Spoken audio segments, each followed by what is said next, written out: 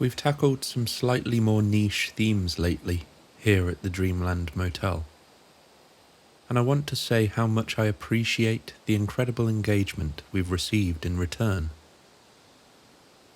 It's clear to me there is a hunger for this kind of thinking, for new ideas, new outlooks, new ways of seeing the modern disclosure movement. That is where conversation is sparked, where investigation is driven forward. But every so often, it's important to step back from the theories, the hearings, the speculation, and put ourselves right there, at the heart of the encounter. A good old-fashioned alien abduction story. No frills, no commentary, just the raw strangeness of what so many have described, the experience itself. Because, at the end of the day, isn't that what we're all here for? To glimpse the unknown, to feel its breath against the edges of our lives. What we'll dive into tonight is something both longed for and dreaded. The paradox that defines ufology itself. Being taken, against our will, by something we don't understand. Prodded, poked, studied, enlightened, informed, terrified, awestruck, and then returned, as if nothing ever happened. With missing hours, blank spaces in memory, and questions that will most likely never be fully answered. Tonight, in room 312, we'll slip into the shoes of those who claim to have lived through the impossible, the most extraordinary abduction experiences in the history of ufology. Their words, their visions, their fears. Let's remind ourselves of what this has always been about. Not politics, not cover-ups, not even disclosure itself, but the raw, unfiltered experience and embrace of the unknown. Once again, if you enjoy these stories, please consider liking, subscribing, and sharing. Or if you're feeling generous, leave a comment down below. Your support helps keep the motel lights on and ensures there will always be a room waiting for you here. So, draw the curtains tight. Place a fresh glass of water on the bedside table and tuck yourself into bed. Because once the lights are out and the silence settles in, anything is possible. Let's dive in. Our first story tonight is often called the first alien abduction. It almost certainly wasn't the first time something like this happened.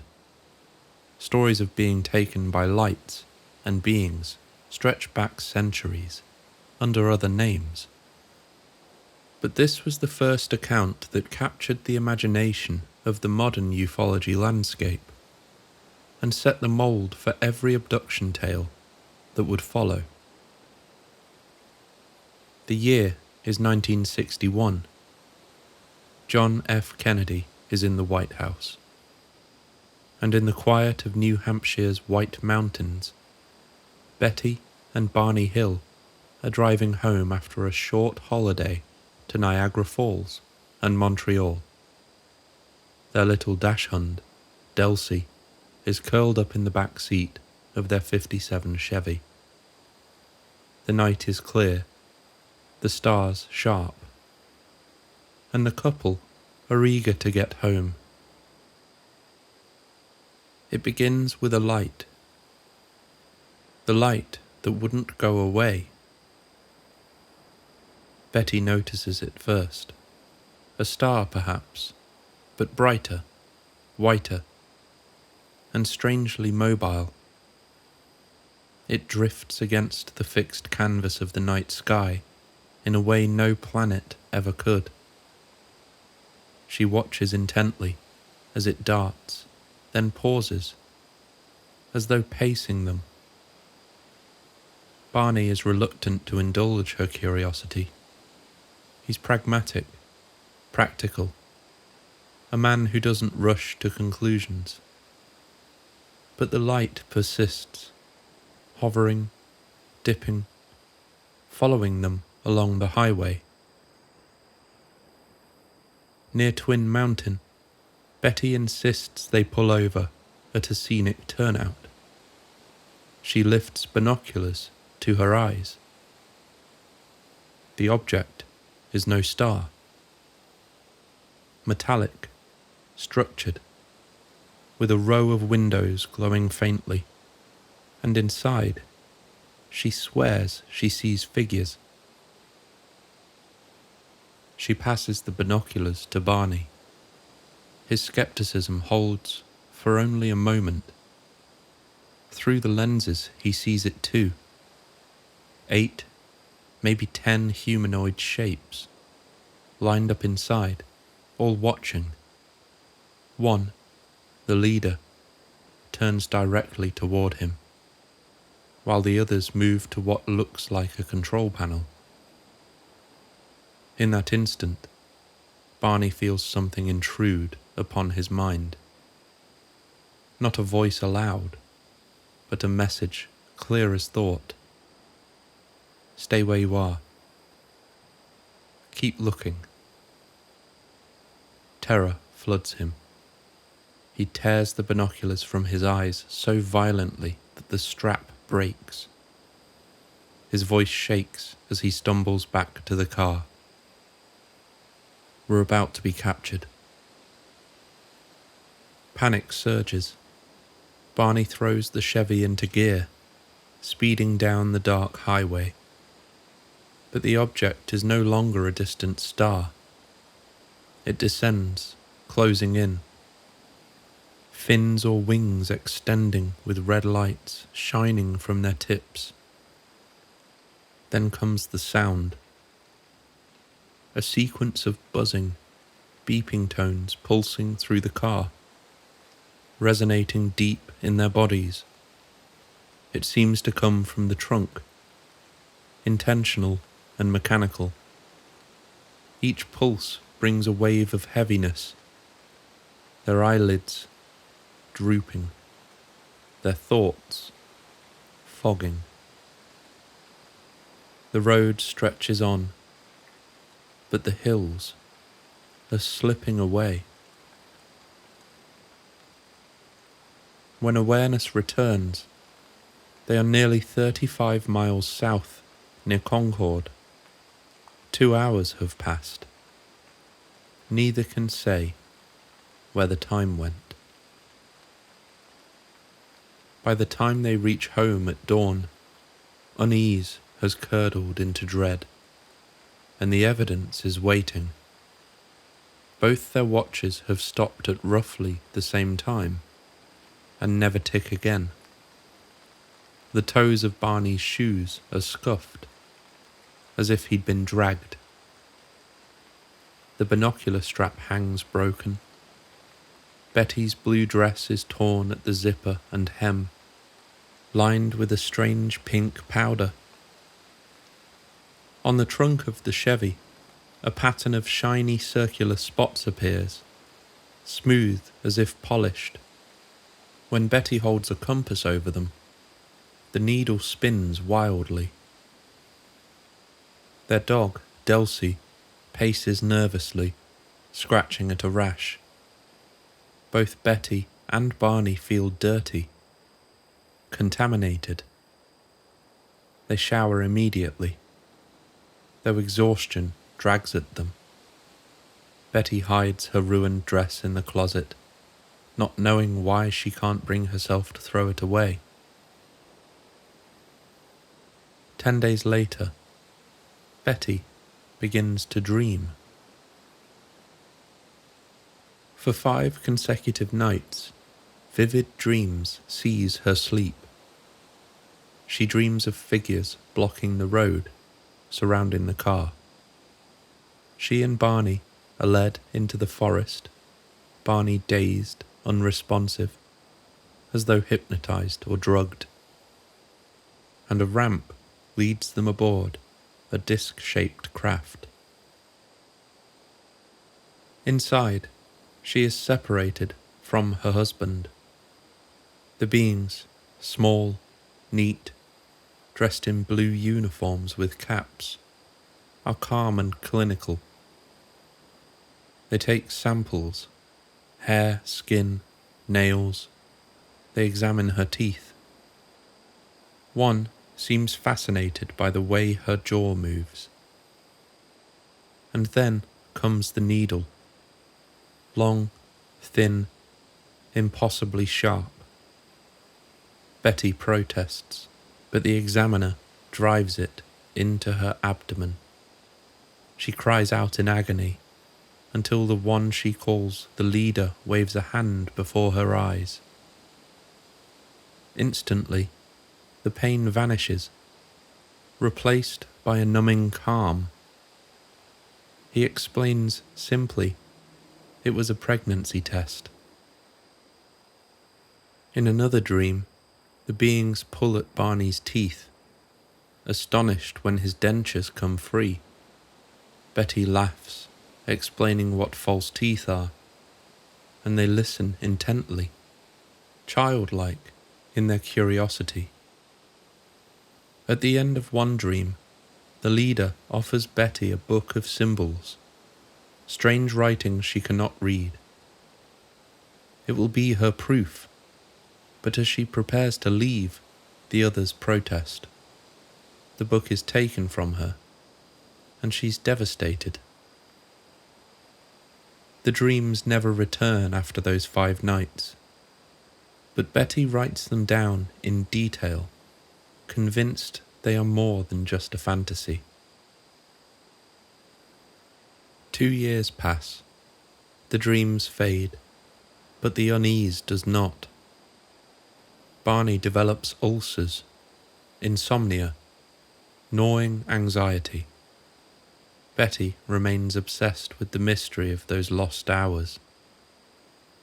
In 1964, they turned to Dr. Benjamin Simon, a psychiatrist and expert in hypnosis. Over 6 months of sessions, he works with them separately, reinstating amnesia after each to keep their stories untangled. From Betty, the dream imagery resurfaces with startling clarity. The ramp, the samples, the needle in the navel, the leader's attempt at comfort, the book of symbols, a star map of trade routes among distant suns. From Barney, terror. He recalls being pulled from the car, immobilized, led into a room. He remembers their fascination with his dentures, their cold clinical examination. But above all, he remembers the eyes. Large, black, slanted, pressing into his own. All I see are these eyes, he whispers in trance. They're just there, pressing into my eyes. In those moments he trembles, cries out for his gun, struggles to breathe.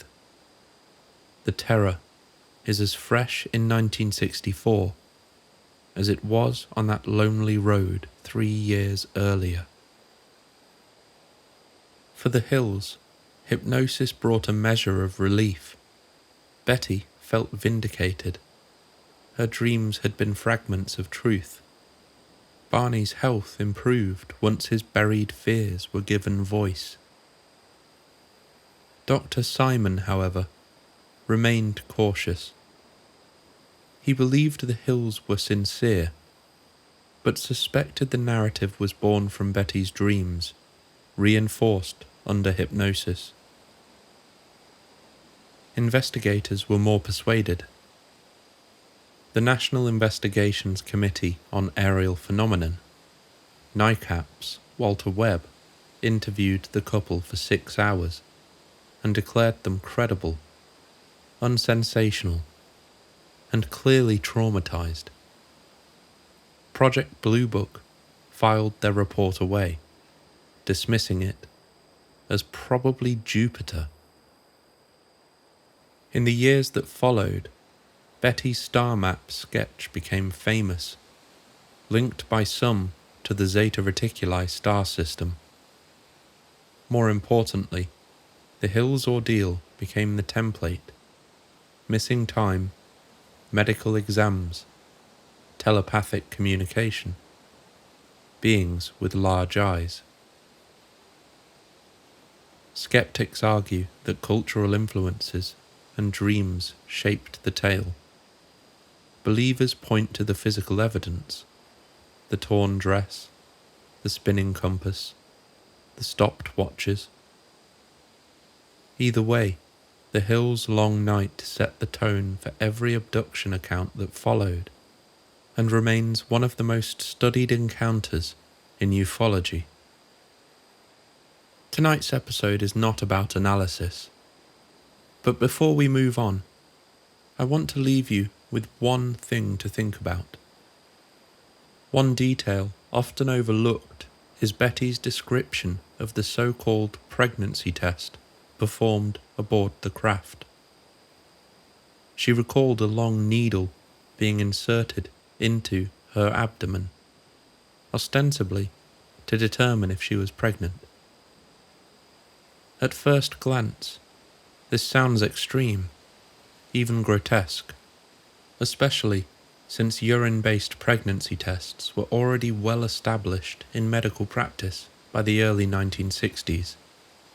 They weren't yet available in the home testing format we know today, but they were the standard in hospitals and clinics.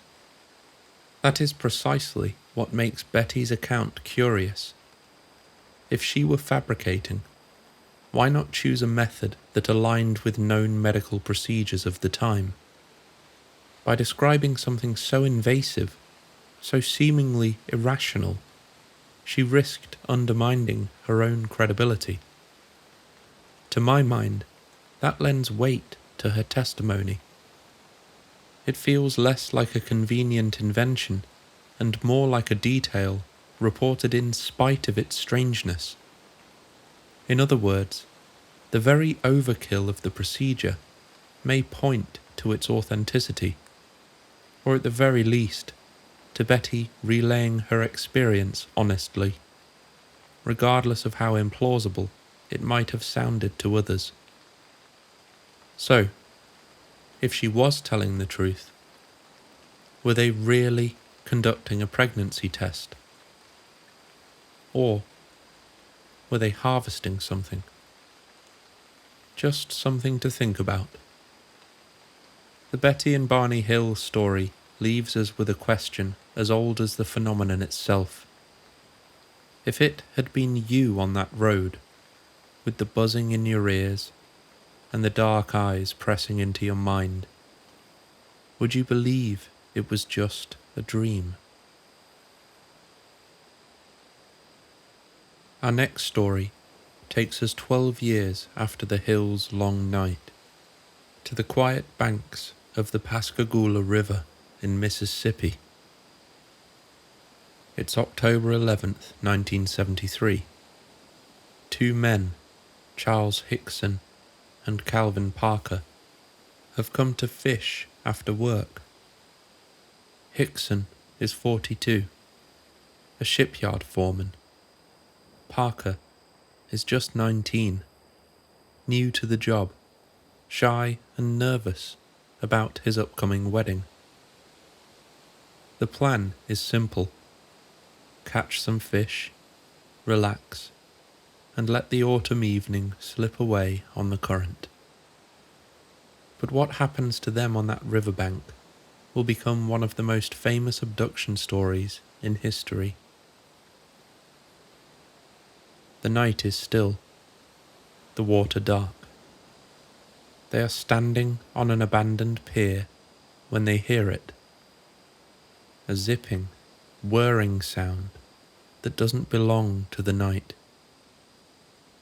Blue light washes over the river, shimmering against the ripples. At first they think it must be a police car pulling up behind them, lights reflecting across the water. But when they turn, they see the source. Hovering above the ground is a craft, oval, metallic, nearly 30 feet across, crowned with a small dome. The blue light pulses, dazzling, almost blinding. And then, with a slow, deliberate motion, a hatch opens. 3 figures float out. The creatures are short, bulky, and utterly strange. About 5 feet tall, their skin appears grey and wrinkled, like old leather. Their heads are bullet-shaped, without necks. Instead of ears or noses, there are sharp, carrot-like protrusions. Their mouths are thin slits. Their arms end in claw-like pincers that click in the light. The beings do not walk, they glide toward the men, moving in stiff mechanical bursts. A buzzing sound fills the air as they close the distance. Both Hickson and Parker are frozen in place, conscious, aware, but unable to move a muscle. Later, they would describe it as being paralyzed, as if every nerve had been switched off. The first creature reaches Parker. His arms lock against his sides. Terror surges through him, hotter than anything he's ever felt. In that instant, his body simply shuts down, and the world goes black. Hickson remains conscious. He can do nothing as 2 of the beings seize him, their claws clamping under his arms. He rises from the ground, floating without effort, carried like a doll toward the craft. The third being lifts Parker's limp body, and together they drift upward into the glowing opening. The light inside is white and searing. Hickson finds himself in a room that feels more like a machine than a chamber. He is suspended, somehow. Not lying on a table, not standing, but held in place, as though gravity itself has changed. The buzzing grows louder. Then a new presence emerges from the wall. A great mechanical eye, the size of a football, attached to a moving arm. It hovers in front of his face. The eye scans him up and down, side to side. He can see dials turning, gears moving within it. The device moves methodically across his body, lingering at his chest, his head, his legs. He feels no touch, no pain, only the deep vibration of the machine's hum, and the chill of being completely helpless. He is certain he will never leave this place alive. Meanwhile, Parker is dimly aware of another experience. Though he fainted at first, Later in life, he recalled fragments of his own examination. He finds himself on a glass-like surface. A new figure approaches him, smaller, more human-like than the others, with long fingers. Without a word, she places one hand beneath his chin and slides her elongated fingers deep into his mouth, down his throat. He gags, tasting blood, unable to move. The sound she makes, a low guttural rumble, vibrates through his body. For both men, the experience is horrifying, alien in every sense of the word.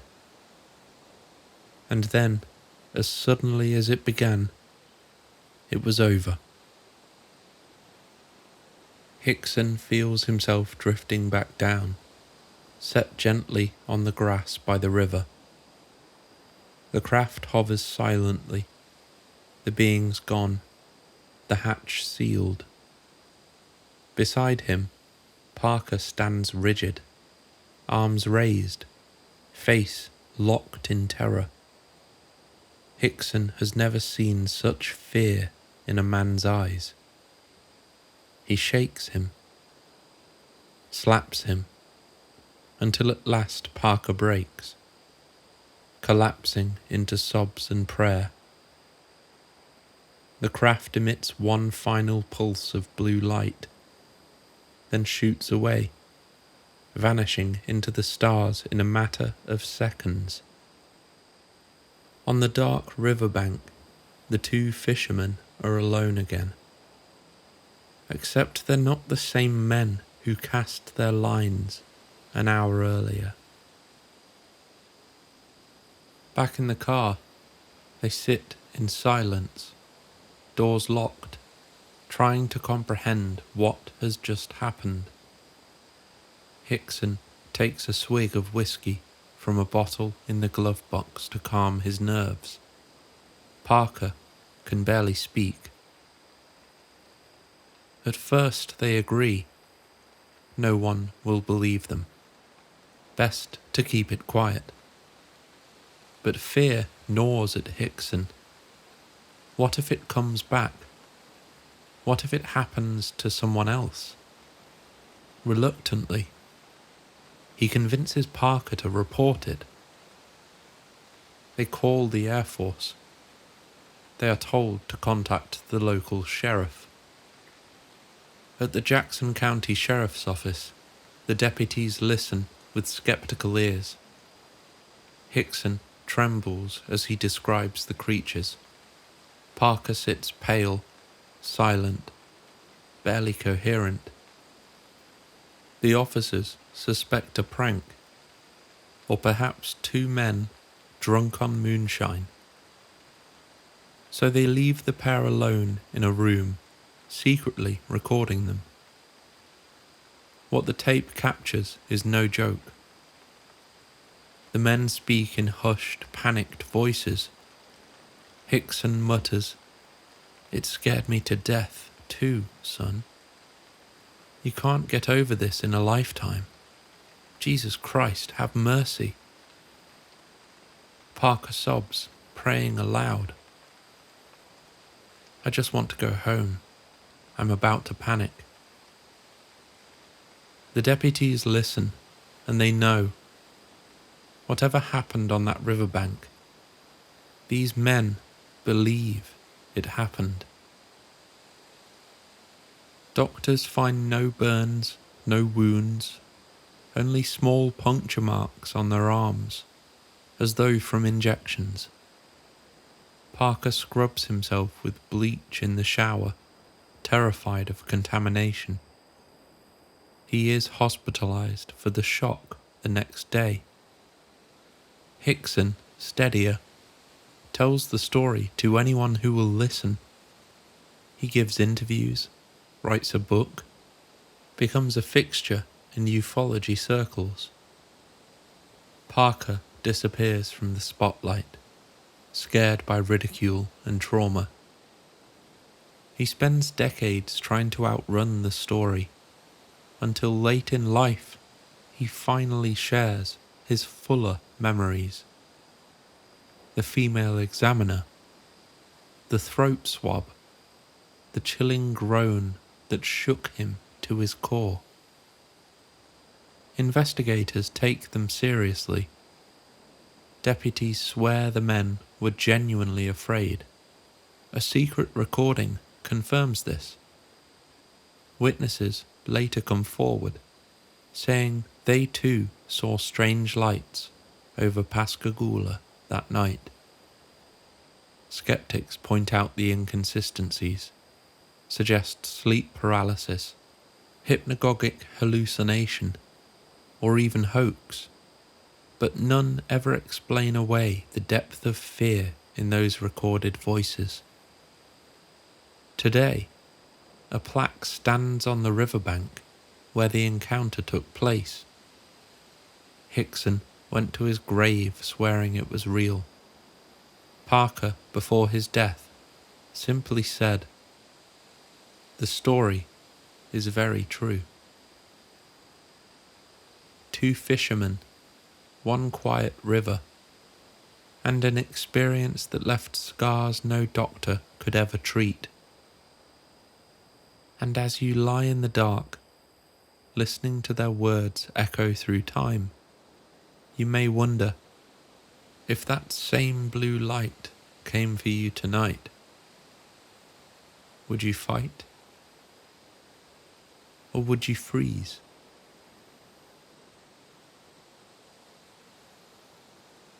The year is 1975. Gerald Ford is in the White House. Jaws has just terrified summer audiences, and in the high country of Arizona, 7 men are finishing a long day of logging work.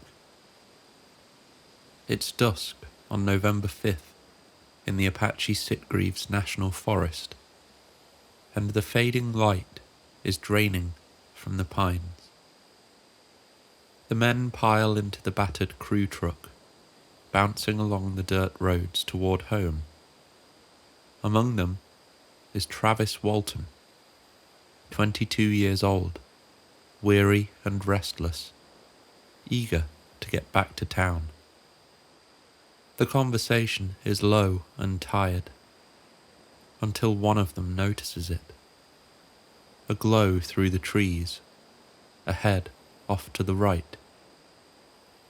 At first it looks like a campfire, or perhaps the sun catching its last reflection of the day. But as they draw closer, it becomes clear. The light is too bright, too steady.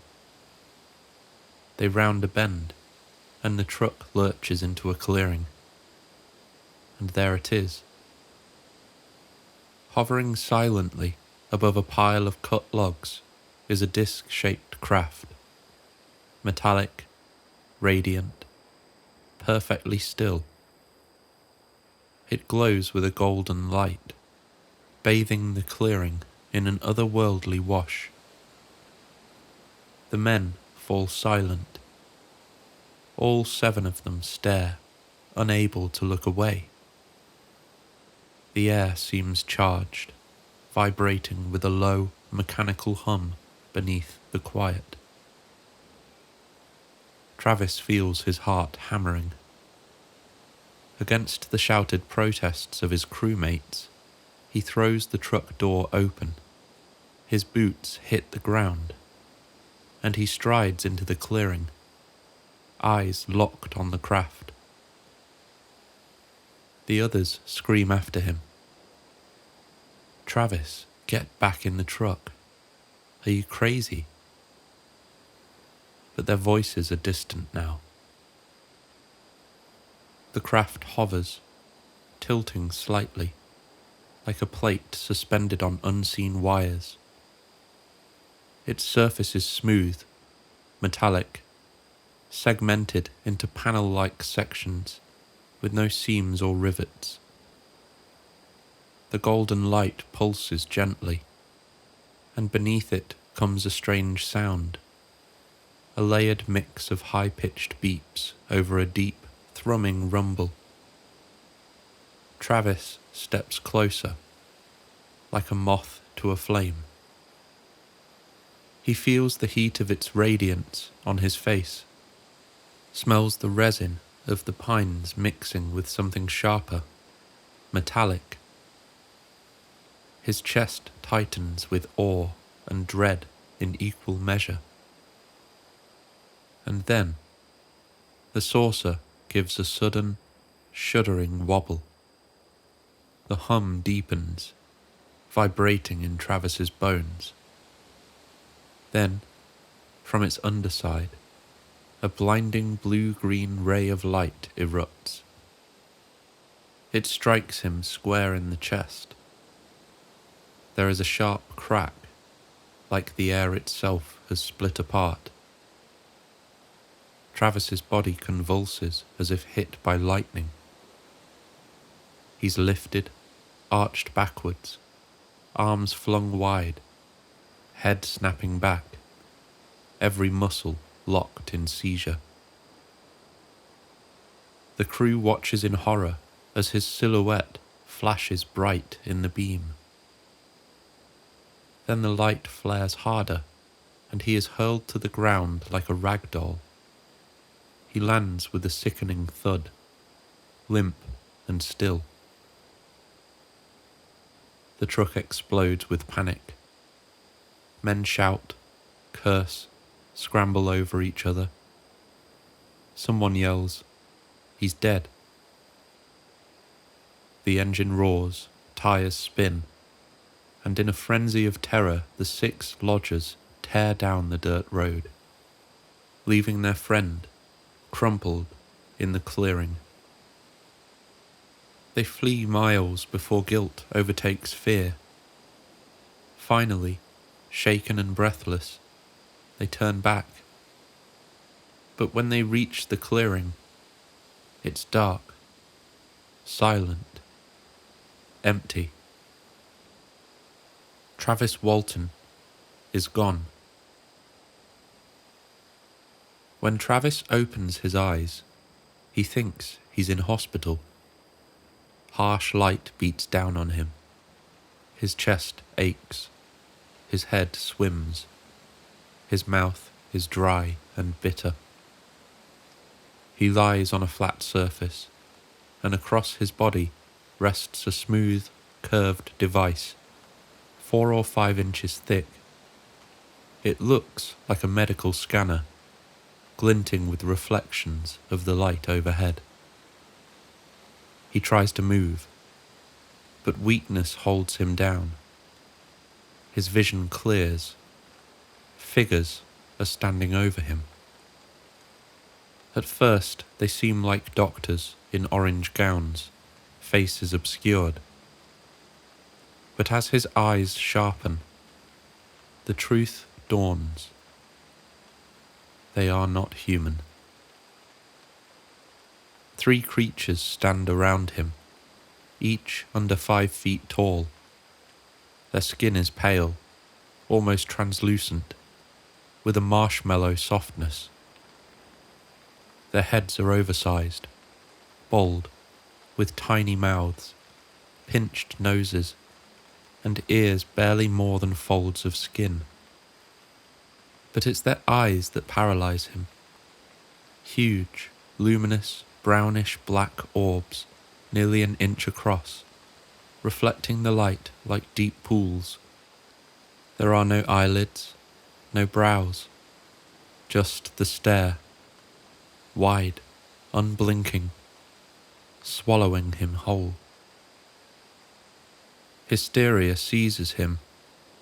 With a burst of adrenaline, he lashes out, his arms flailing weakly. His hand connects with one of them, and to his shock, the being stumbles back, feather light, crashing into the other. Its body feels soft, fragile. Scrambling upright, Travis grabs the first object he sees. A clear, tubular rod from a nearby counter, He swings it wildly, brandishing it as a weapon. His voice cracks with raw terror. Keep back. Stay away.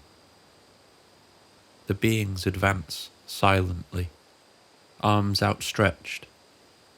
But when he shrieks again, swinging the rod, they halt. Then, in eerie unison, they turn and shuffle quickly out the door, vanishing into the corridor. Travis is alone. Breathing raggedly, Travis surveys the room. Its walls are curved, seamless, glowing faintly. Along one side sits a bench lined with strange tools, metallic, sharp-edged, gleaming like surgical instruments. He shudders and stumbles to the doorway. The corridor outside is narrow, curved, dimly lit. He staggers down it, palms trailing the walls, every nerve on fire with fear. An open doorway draws him. Inside is a round chamber beneath a dome, utterly still. In the centre is a high-backed chair facing away. As he steps closer, the walls dissolve into blackness. The grey surface melts into a panorama of deep space, stars glittering sharp against the void. He stumbles back in shock. The walls return, forward again, and the cosmos appears. He approaches the chair. On its arm a set of controls, small coloured buttons, a short T-shaped lever, and a green display screen with shifting lines. Desperate, he presses a button. The lines ripple, but nothing else happens. He seizes the lever and pulls. The stars outside begin to move. The entire cosmos tilts. Panic takes hold of him. He lets go, and the room steadies. That's when he senses someone behind him. In the doorway stands a figure, tall, muscular, human. He wears a blue jumpsuit, a transparent helmet encasing his head. His face is smooth, symmetrical, calm, too calm. Travis pleads with him. Where am I? What is this? Please help me. The man says nothing. He only smiles faintly, then takes Travis gently by the arm. His grip is firm, but not cruel. Without a word, he leads him away. They pass through a doorway, then a chamber that seals behind them. A hiss, a pause, and the forward door opens. Travis is blinded by sudden brightness. Fresh air rushes over him. He staggers out into an immense hangar. The ceiling arch is high overhead, metallic and glowing with daylight-like panels. The air smells clean, crisp. Before him sits the craft he has just left, a disc perhaps 60 feet wide, its surface now a dull brushed metal, radiating faint warmth. Nearby sit 2 or 3 other saucers, smaller, gleaming like polished chrome, resting silently on the hangar floor. The scale overwhelms him. This is no hospital, no dream. It's a fleet. The man in blue leads Travis down a corridor into a small room. Inside stand 3 more figures, 2 men and a woman, all human-looking, all beautiful in a strange, almost uncanny way. Their faces are smooth, blemishless, their proportions perfect. They smile warmly, but say nothing. Not a word. Travis begs them for answers. Please, just tell me what's happening. His voice breaks, desperation cracking every syllable. They only continue to smile. Gently, they guide him toward a table. He resists at first, panic rising again. But their touch is soft, insistent, impossible to fight. They press him down onto the surface. The woman leans forward, lifting a clear plastic mask attached to a small black sphere. Before Travis can push it away, she lowers it onto his face. A sweet chemical smell fills his lungs. His body weakens instantly. The room fades. When he opens his eyes, he's lying on a cold pavement. Above him looms the rounded belly of a disc, glowing faintly against the night. A hum builds. Then, without sound or flame, the craft rises, accelerating into the sky until it disappears among the stars. Travis staggers upright. He recognizes the stretch of road outside the town of Heber, nearly 30 miles from the clearing where it all began. He has no idea 5 days have passed. To him, it's been hours. Shaking, gaunt, barely able to think, he stumbles to the lights of a gas station. Inside a phone booth, he fumbles with the receiver. When his brother-in-law's voice answers, the words tumble out in a sob. They brought me back. The search for Travis Walton had gripped the nation. For 5 days, law enforcement scoured the forest with dogs, helicopters, and suspicion. His crewmates were accused of murder, interrogated, even polygraphed.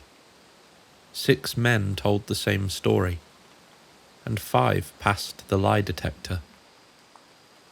Now, Travis was back, disoriented, dehydrated, with a small puncture mark on his arm, and no memory of the missing time beyond fragments of what he'd just described. Doctors noted his body showed no starvation, no ketones in his blood, as if he had been fed. To some, it was proof of the extraordinary. To others, it was the sign of a hoax. But to Travis, it was real. The beam, the beings, the silence of those human-like figures, the mask pressed over his face. These things would haunt him for a lifetime. And whether truth or fabrication, the story of Travis Walton would become one of the most famous abductions in history. A story so vivid, so terrifying, it inspired Hollywood's Fire in the Sky. Before we continue our journey, are you starting to notice the patterns, the similarities that weave through these abduction accounts? The low hum, the unblinking eyes, the missing time. It's in these recurring details, I think, that the threads of truth may be found. Even when people witness the very same news event, their retellings often differ in small ways. Yet, through careful investigation, a core story emerges. I believe abduction accounts should be approached in the same way. The finer details may sometimes seem odd, out of place, even absurd. But that doesn't mean the entire testimony should be dismissed. There are themes that echo again and again across different cases, reported by different people in different decades. At the same time, we shouldn't underestimate the human mind's ability to unconsciously embellish, to layer imagination onto memory. What matters is not every single flourish, but the shared spine of the story that remains consistent. So tell me, if you were in that clearing, staring up at a golden disk humming above the pines, would you have run? Or would you, like Travis, have stepped into the fire in the sky? And now, on to our next story. The wilderness of northern Maine is vast, ancient, and unyielding. A place where silence can feel alive, and where, under the black dome of night, the stars burn sharper than anywhere else. It was here, in August of 1976, that 4 young men found themselves on a camping trip that would leave a scar on the fabric of their realities. They were art students, bonded by friendship and the lure of adventure. Twin brothers, Jim and Jack Weiner, their friends Charlie Foltz and Chuck Rack. For days they paddled the rivers and lakes of the Allagash region, fishing, hiking, drinking in the raw solitude of the forest. On their 4th night, they decided to try a little night fishing. The canoe slid soundlessly across Eagle Lake. The men had left a roaring campfire on shore to guide them back. Logs stacked high, flames bright enough to be seen from the water. Above them, the moonless sky was crowded with stars. Then Chuck stiffened. He felt it before he saw it, the crawling sensation of being watched. When he turned, he saw what was watching him. Hovering above the tree line was a globe of light, pale and round, glowing with a brightness that no campfire or lantern could match. At first it was white, but its surface seemed to ripple and change, shifting into red, into green, the colours blending and melting as if the thing were alive. It was huge, far larger than any aircraft light, and it floated silently, utterly still. The others saw it too. The night air seemed to sharpen, charged with a weight that they could feel in their bones. Charlie, half in awe, half in jest, raised a flashlight and blinked out an SOS in Morse code. The effect was immediate. The orb stirred. It shifted, then shot toward them in a streak of impossible speed. The men froze. Then, from the belly of the light, a cone-shaped beam dropped onto the lake. It swept across the water, angling toward the canoe. Panic erupted. The 4 men dug at the water with their paddles, with their bare hands, anything to move faster. The canoe lurched forward, but the beam was faster still, sliding closer, closer. Jack glanced back and saw the globe almost on top of them, the beam spreading wide. He thought, "We're not going to outrun this thing." And then, Nothing. The next thing they knew, the canoe was grinding onto sand. They were on shore again. They stumbled out, disoriented, breathless. The light hovered a short distance away, silent, bobbing like a fisherman's lure. They stood watching, numb, as it suddenly rose, tilted, and shot away into the stars. For a moment, none of them spoke. Then Jim turned toward the beacon fire and froze. What had been a towering bonfire of thick logs was now nothing but glowing red embers. Hours must have passed. The men knew it, felt it, but none of them could account for it. Instead of staying awake to argue and question, they collapsed in their tents, as if drugged, speaking little. The next morning, they mentioned the light in brief, uneasy tones, but quickly dropped the subject. They felt exhausted, drained, eager to forget. And for years, they did. It wasn't until the 1980s that the silence began to crack. Jack Weiner was plagued by nightmares. He dreamed of a bright room, of being naked and paralyzed. He dreamed of his brother Jim and his friends Charlie and Chuck sitting on a bench nearby, staring blankly ahead, as if drugged. He dreamed of figures moving toward him, thin, spindly, insect-like, with enormous black eyes that pressed into his mind. He would wake sweating, choking back screams. For years he told no one but his wife. Then one day, in 1988, his brother Jim admitted he was having the same nightmares. That was when they knew something had happened on Eagle Lake. Something they had all forgotten, but their bodies and minds remembered in dreams. In 1989, the four friends agreed to undergo hypnosis. Separately, under trance, they relived what their waking minds had buried.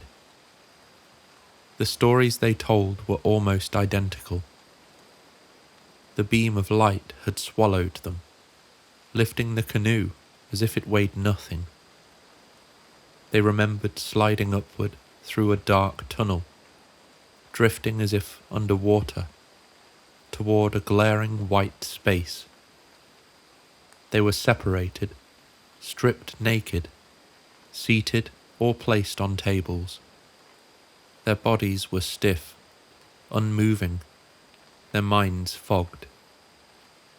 They saw creatures, small, greyish, insect-like, their heads bulbous, their eyes huge and glossy, their necks long and wrinkled like folding skin. Their arms were thin, their hands four-fingered and without thumbs. The creatures moved with deliberate calm, walking around them like technicians. Charlie remembered the room as like a doctor's office, cold. A flat panel was placed across his chest. He felt scraping along his arms and legs, as if samples were being collected. He tried to cry out, but his voice went nowhere. I just kept thinking, I want to be back in the canoe, he said later. Jim, paralysed on another table, seethed with rage. The first one that comes near me, I'm going to throttle him. He spat under hypnosis, his fists clenching, even as his real body lay still. They shouldn't be doing this to people. Jack felt something else, a presence inside his mind. One of the beings leaned close, its face filling his vision. He realized it was speaking directly into his thoughts. "Don't be afraid, just do what we say." The voice was calm, cold, irresistible. Chuck remembered looking across the room and seeing Charlie in distress. A silver device was attached to his head, pulling him back unnaturally. "It's like he's in pain," Chuck whispered in the session. "We can't help him. All we can do is watch." The helplessness was universal. They were specimens, prodded and sampled like lab animals, stripped not just of control, but of dignity. Then, as suddenly as it began, it was over. They remembered drifting downward, through the same tunnel of dark light. Their bodies eased back into the canoe. No one picked up a paddle. The boat seemed to glide, as if pushed by an unseen hand back to shore. When memory returned, they were standing on the sand, watching the glowing sphere ascend into the sky. And that was where the waking story had always begun. The hypnosis left them shaken but relieved. Finally, they had an explanation for the missing hours and the nightmares. Each man sketched the creatures, the craft, the instruments. Their drawings were eerily consistent. All four passed polygraph tests. Psychologists found them stable, not prone to fantasy. Their stories were compiled into a book, The Allagash Abductions, and they appeared on national television, telling their tale with the flat, haunted conviction of men who had seen something they could not forget. Charlie Foltz was blunt. "This happened. If you believe it, that's all right. If you don't, I don't care, 'cause it did." But not all of them stood by the story forever. Years later, Chuck Rack recanted. He admitted he believed they had seen a UFO, but he claimed the abduction itself was fabricated, a story that grew under hypnosis, under suggestion, under the lure of attention. "I don't call it a hoax," he said. "Just brilliant storytelling." The other three rejected this completely. To them, it was betrayal. To Jack, Jim, and Charlie, the fear, the helplessness, the memories were too real, too consistent, too raw to dismiss. Skeptics point to the problems of hypnosis. Memories can be contaminated, influenced by culture, by expectation, by the very questions asked. By the late 1980s, alien abduction stories were common. Books like Communion had popularized the image of the grey alien. Perhaps, critics suggest, the Allagash Four subconsciously stitched together their story from fragments of dreams and media. And yet, the missing time, the matching nightmares, the raw emotion in their voices remain difficult to explain away. Even now, decades later, the case hovers in limbo. 3 men swearing it was real, 1 dismissing it as fiction. A paradox suspended in the same strange twilight as the glowing orb above Eagle Lake. What happened to those 4 young men on the water in 1976? Was it a shared hallucination? A dream spun from fear and suggestion? Or was it something else? Something waiting in the wilderness, watching from the tree line, ready to take us when the fire burns low. Our final story tonight, ironically, takes us to the city that never sleeps, the Brooklyn Bridge abduction. There are hours just before dawn when even New York City's pulse slows. The streets thin, the hum of traffic dies down, and the bridges stand in silence over the East River. It was in those hours, in late November 1989, that a story unfolded which has become one of the strangest in all of ufology. It begins not in the wilderness, not in some lonely back road, but in the very heart of Manhattan, a high-rise apartment, 12 floors above the street. A woman named Linda Napolitano, who would later be known to the world as Linda Cortile, woke in the dead of night with the overwhelming feeling she was not alone. Linda stirred in the darkness, her husband asleep beside her. But something was wrong. She couldn't move. Her body was frozen in place, locked down as though her mind had been sealed off from her limbs. At the foot of her bed, 3 figures stood silently, small, thin, heads too large for their bodies, eyes black and unblinking. They did not speak aloud, yet she heard them clearly in her bed. Be quiet. Her heart hammered, but she could not scream, could not rouse the man beside her. Then the room filled with a blinding bluish-white light pouring in from the window. Linda's body rose into the air, helpless, rigid. She floated upward. Slowly, inexorably, she was drawn across the room, through the glass, out into the night sky. Below her, the city slept on. The Manhattan skyline gleamed with sodium lamps and the lights of the Brooklyn Bridge.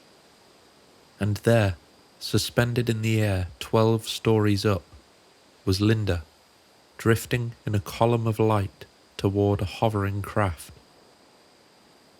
She would recall it later, in fragments. The sensation of cold, the harsh brightness of a room that was not a room, a table she was placed upon, the small grey figures moving around her with clinical purpose. A long instrument, metallic, thin yet menacing. She remembered one of them bringing it close, and her mind buckled with horror.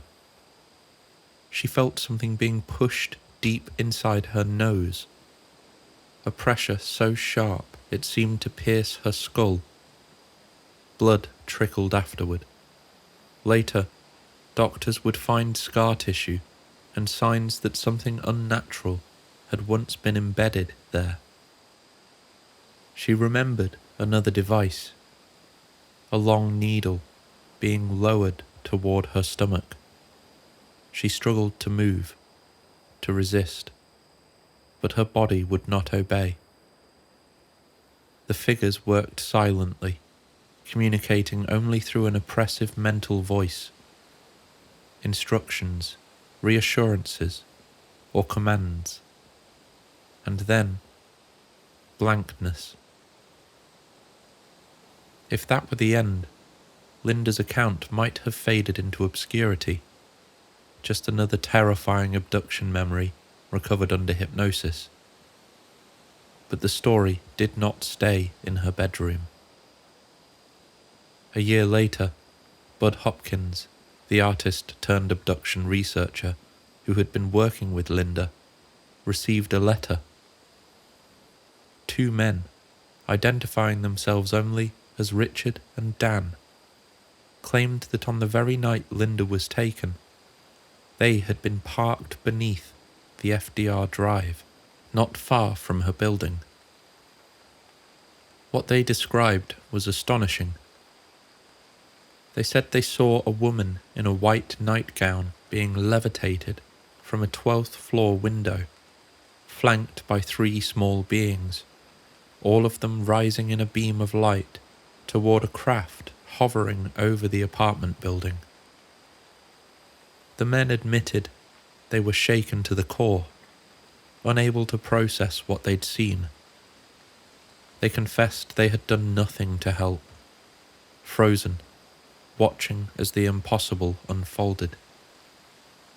One line in their letter read, "We can't live with ourselves." More astonishing still, they claimed they had not been alone. A distinguished political figure had been in the car with them, a man of global stature. According to their letter, this world leader had also witnessed Linda's abduction and was so traumatized that he broke down in hysterics. Rumors soon swirled that this figure was none other than Secretary General of the United Nations, Javier Perez de Cuellar. On a side note, you may remember this name from my Stephen Greer episode.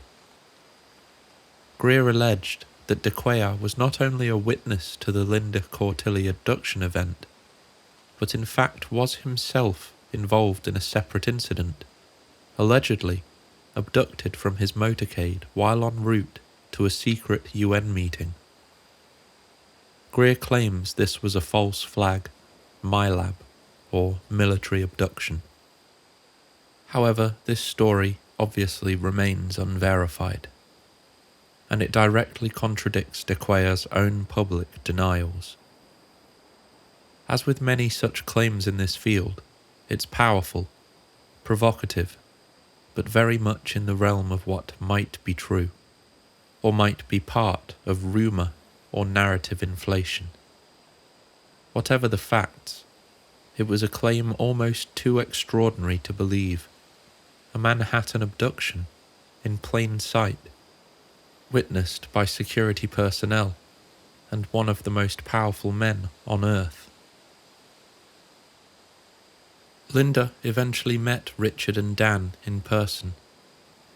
The encounter was intense, emotional. The men were visibly relieved to find her alive. They spoke to her as though they'd shared a deep, inexplicable bond.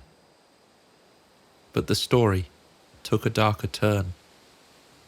Dan, in particular, became obsessed. What began as concern twisted into fixation. He began staking out Linda's building, watching her from a parked car. Then, one day, he and Richard abducted her again, not by alien means, but by shoving her into their car. For hours they drove her around, interrogating her about what she knew of the beings. Months later, Dan kidnapped her once more, taking her to a remote beach house. There, his obsession spilled into violence. He demanded she wear a white gown, called her "My Lady of the Sands," and nearly assaulted her before Richard intervened. By then, Dan was unraveling. He would eventually suffer a breakdown, vanish from Linda's life, and leave behind only a trail of disturbing letters. Bud Hopkins believed Linda's story was the most important abduction case ever recorded. She was not only a classic abductee, but one apparently corroborated by multiple witnesses, including men in positions of authority.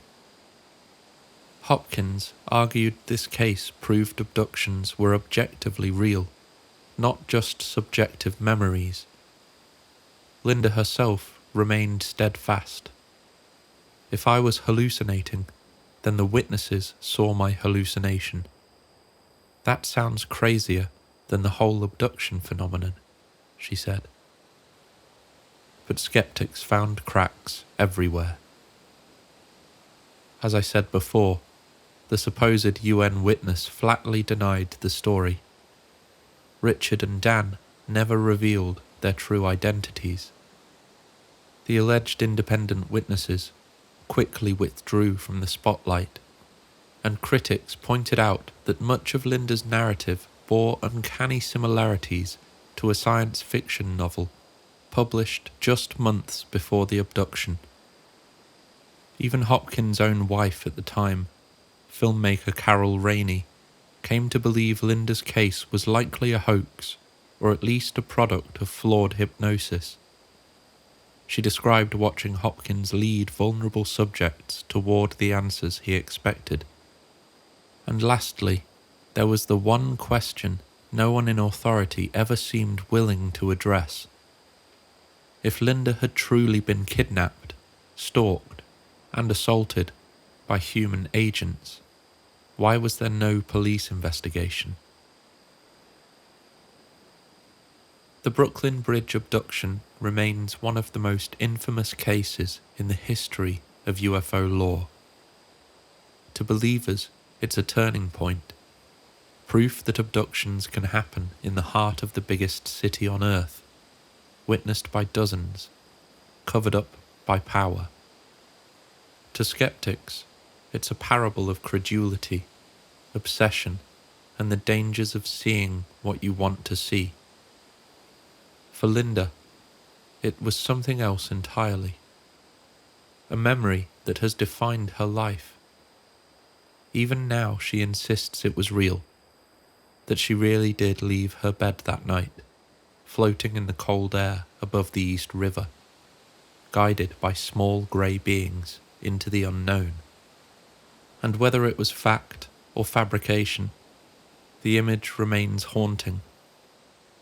A lone woman drifting from her 12th floor window, above the sleeping city, swallowed by light. You may have noticed I kept circling back to the same phrases tonight. That was on purpose. Those repeated lines are a map, small markers that point to the core of these stories, the threads that run through almost every abduction report. The hum, the vacant eyes, the lost time. Call them motifs, call them signatures. Whatever label you choose, they echo across decades and continents. At first glance, the finer details look contradictory. Uniforms in one case, nakedness in another, insectile figures here, human-like ones there. I don't see these as contradictions. On Earth, we are a wildly varied species. Different skins, different tongues, different customs. But to an outside observer, we are still human. That sameness is what makes us legible. If anything is being studied here, it's humanity itself. Whether you think these visitors are benevolent examiners, indifferent scientists, or something altogether stranger, the people affected are one and the same. Us. That's what matters. So what do? We listen. We support one another. We keep talking, openly, honestly, without derision. The only way we begin to understand whatever is unfolding before us is by sharing stories, comparing patterns, and remaining curious rather than fearful. Tonight's tales may have been the more typical spooky stories, close to bedtime tales for grown-ups, but I believe there's a message threaded through them. I want to know what they are, because I want to know what we are. Emphasis on we, not I, not me, us, one species on one planet. Let's start acting like it. If this episode landed with you, please like, subscribe, and drop a comment. Tell us what stuck with you, or what we missed. And from all of us here at the Dreamland Motel, check in, tune out. Good night.